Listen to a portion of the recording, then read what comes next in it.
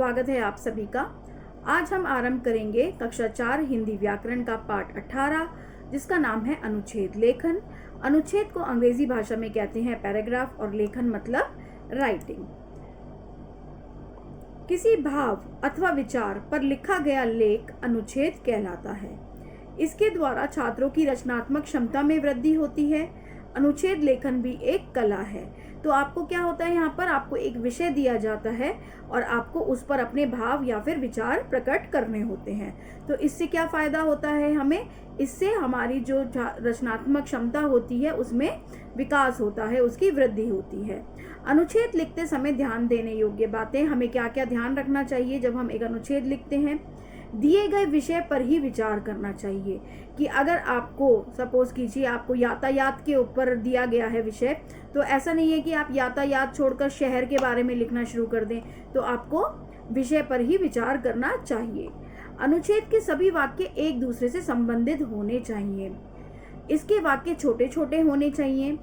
सही शब्दों और सही वाक्यों का प्रयोग करना चाहिए। अनुच्छेद अधिक बड़ा नहीं होना चाहिए, अर्थात इसमें 100 से अधिक शब्द नहीं होने चाहिए। कम शब्दों में हमें पूरा अपना विषय जो है उसका आधार प्रकट करना आना चाहिए अनुच्छेद लिखते समय। नीचे कुछ अनुच्छेद दिए गए हैं, इनका अध्ययन कीजिए। अब हम आपको अनुच्छेद पढ़ के बताएंगे। पहला अनुच्छेद का जो शीर्षक है वो है उपयोगी कंप्यूटर, यानी विषय है इसका। आज जीवन के प्रत्येक क्षेत्र में कंप्यूटर का सफल प्रयोग किया जा रहा है। यह विज्ञान की सर्वाधिक महत्वपूर्ण उपलब्धियों में से एक है। कंप्यूटर एक ऐसी मशीन है जिसकी तुलना मानव मस्तिष्क से की जाती है। इसने मानव की कार्यशैली को बहुत प्रभावित किया है। मानव जो काम घंटों में करता था, अब वही काम कंप्यूटर की सहायता से पल भर में संभव है। बिजली से संचालित होने वाला ये विचित्र यंत्र हर छोटे बड़े व्यवसाय का एक आवश्यक अंग बन चुका है। कल कारखानों, उत्पादन केंद्रों, रेलवे स्टेशनों, हवाई अड्डों से लेकर शैक्षणिक संस्थाओं और चिकित्सा केंद्रों में अपना विशेष योगदान प्रदान करके इसने अपनी उपयोगिता पूर्णतः सिद्ध कर दी है। कंप्यूटर की उपयोगिता, व्यापकता तथा बढ़ती हुई लोकप्रियता को देखकर ये कहा जा सकता है कि देश को आर्थिक दृष्टि से समृद्ध करने तथा उन्नतिशील बनाने में कंप्यूटर एक महत्वपूर्ण भूमिका निभाएगा। अब हम दूसरा विषय देखेंगे, वो है वसंत ऋतु। वर्षा यदि ऋतुओं की रानी है तो वसंत ऋतुराज है। ऋतुराज वसंत फाल्गुन, चैत्र एवं वैशाख मास में आता है। वसंत अत्यंत सौंदर्ययुक्त ऋतु है। इस समय ना अधिक गर्मी होती है ना अधिक सर्दी। वसंत की सुहावनी वायु मन को आनंदित करती है। वृक्षों के सूखे पत्ते झड़ जाते हैं। प्रकृति नए नए वस्त्र धारण करके, नूतन श्रृंगार करके एक दुल्हन की भांति सज कर आती है। भांति भांति के सुगंधित पुष्प सभी को अपनी ओर आकर्षित कर लेते हैं।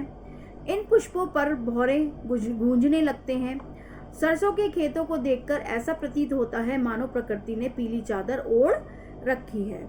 वास्तव में देखा जाए तो वसंत मौज मस्ती तथा सौंदर्य की ऋतु है। इसी ऋतु में वसंत पंचमी का त्योहार मनाया जाता है। वसंत ऋतु का प्रारंभ ही वसंत पंचमी से होता है। कहते हैं इसी दिन ज्ञान की देवी सरस्वती का जन्म हुआ था। इसी दिन महाकवि निराला का जन्म भी हुआ था। वसंत पंचमी को लोग पीले वस्त्र धारण करते हैं। अब दूसरा विषय हमारा है अभ्यास और सफलता।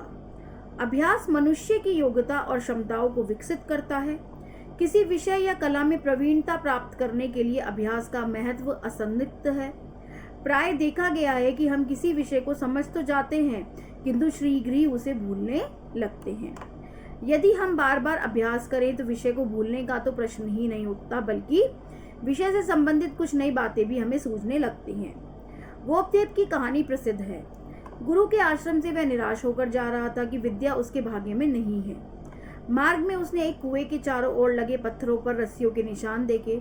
बस उसे यह समझ आ गया कि किसी कार्य को बार बार करने से वह कार्य अवश्य हो जाता है। वह गुरु के पास लौट गया और अंततः प्रसिद्ध विद्वान बना।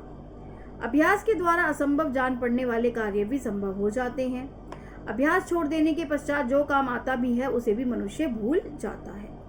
इतिहास इस बात का साक्षी है कि मंद बुद्धि के अनेक बालकों को ने एकाग्रचित होकर अभ्यास करके अपने विषय की भविष्यवाणी को झूठा कर दिखाया है।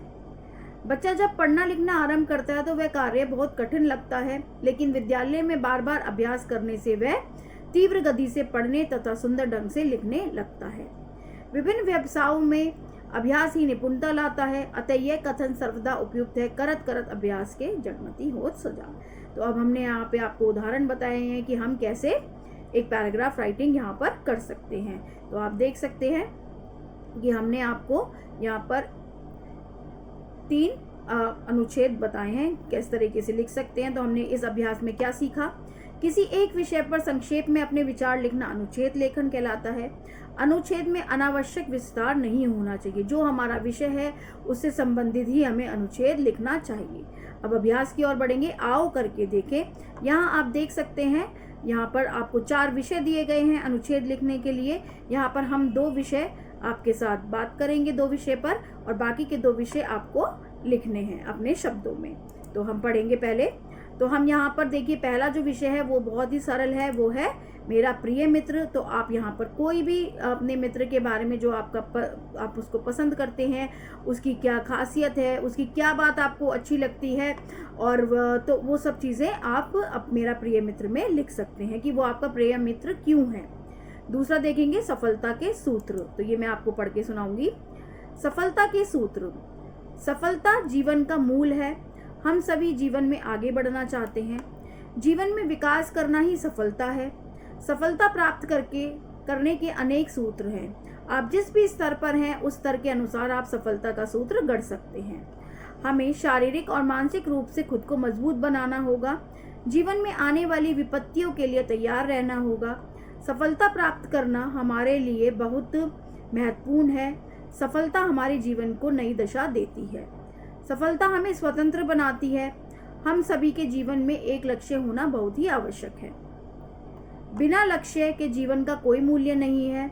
जीवन में एक लक्ष्य का होने से हमें अपने लक्ष्य पर ध्यान केंद्रित करने और पूरा करने के बारे में सोचने में मदद मिलती है। इस संसार में सब कुछ एक निश्चित समय पर किया जाना बहुत आवश्यक है, इसलिए हमें अपने समय के महत्व को समझने की आवश्यकता है। सफल होने की प्रक्रिया में ईमानदारी से कड़ी मेहनत का कोई विकल्प नहीं होता है। कड़ी मेहनत को सफलता की एक कुंजी के रूप में देखा जा सकता है। इसकी जगह कोई अन्य नहीं ले सकता। तो आप देखेंगे कि इस अनुच्छेद में हमने सफलता से ही जो भी रिलेटेड बातें हैं वो ही की हैं। इधर उधर की बात हमने यहाँ पर कोई वाक्य नहीं प्रस्तुत किया है। तीसरा देखेंगे प्रातःकालीन भ्रमण, ये हम आपके साथ डिस्कस करेंगे। और चौथा हमारा अनुच्छेद है मित्रता। मित्रता पे आप बहुत ही अच्छा एक अनुच्छेद लिख सकते हैं कि मित्रता कैसी होनी चाहिए और आप अपने एक मित्र में क्या क्या ढूंढते हैं। तो उस तरीके से आप एक मित्रता पर अनुच्छेद लिख सकते हैं। तो तीसरा हम आपके साथ डिस्कस करेंगे जो है प्रातःकालीन भ्रमण। प्रातःकाल का समय बड़ा सुहावना होता है। इस समय ताजगी छाई हुई होती है। प्रातःकाल का वातावरण मन को अतीव प्रसन्नता देने वाला तथा स्फूर्तिदायक होता है। प्रकृति इस समय अनुपम सौंदर्य प्रदर्शित करती है। प्रकृति उसे धनवान, बुद्धिमान और स्वस्थ होने का वरदान देती है। गर्मियों में 4:30 या 5 तथा सर्दियों में 5:30-6 बजे का समय भ्रमण के लिए उपयुक्त समय है। बिस्तर छोड़ने में थोड़ा सा कष्ट अवश्य अनुभव होता है, लेकिन जब हम उठ बैठते हैं तो सारा आलस्य भी समाप्त हो जाता है। प्रातःकाल की सैर स्वास्थ्य के लिए बहुत ही श्रेष्ठ है। इससे व्यक्ति निरोग रहता है, चेहरा खिला रहता है, पढ़ने में दिल लगता है। प्रातः की सैर सबके लिए व्यायाम है। तो अनुच्छेद लेखन में हम इतना ही पढ़ेंगे। आशा करती हूँ आप सभी को समझ में आया होगा। बहुत बहुत धन्यवाद।